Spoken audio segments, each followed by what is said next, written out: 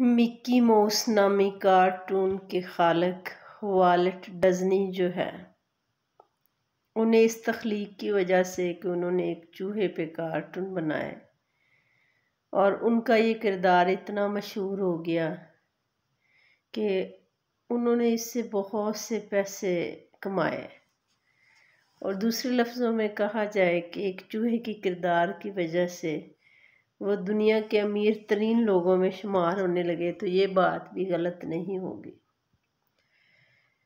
اب دیکھیں، حقیقت میں دیکھا جائے تو چوہا ایک عام سا کردار ہے، لیکن اس کی سوچ اور اس کا کام خاص تھا جس نے اسے اتنے بلند پائے تک پہنچا دیا۔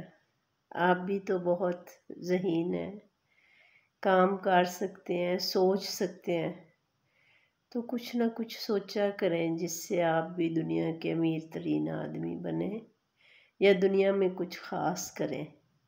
سوچا کریں، فارغ نہ رہا کریں۔ اللہ حافظ۔